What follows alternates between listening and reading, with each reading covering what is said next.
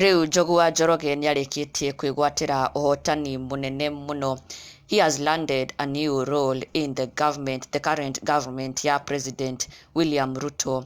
Niarikitie gutugwo na njira ya mwanya muno. He has been named the new chairperson wa Kenya Film Classification Board for the next 3 years.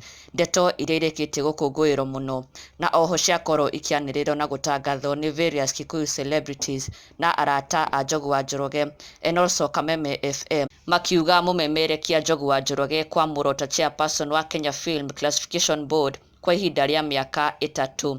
Onake Karangu Muraya onake agikungwira ndeto ici niakorwo akiuga congratulations my friends Njogu wa Njoroge HSC and Muigai wa Njoroge on your appointment at Kenya Film Classification Board.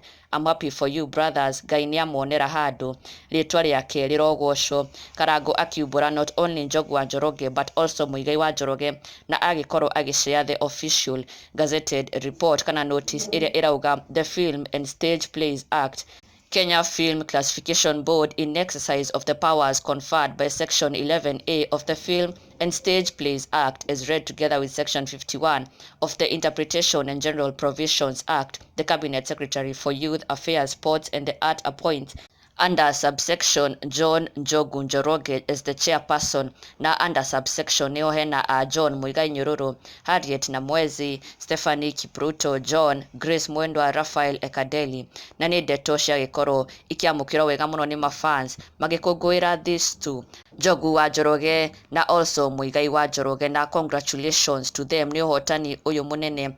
Ann Lawrence onake akimakungwira ona nginya Ngaru ya Junior akiuga Njogu wa Njoroge appointed to be the chairperson of the Kenya Film Classification Board for a period of 3 years. Thanks William Samoei Ruto na Rigathi Gachagua. Thanks. Na andu ni akenu muno ni uhotani uyu munene wa Muigai wa Njoroge na Njogu wa Njoroge. All the best na congratulations to them.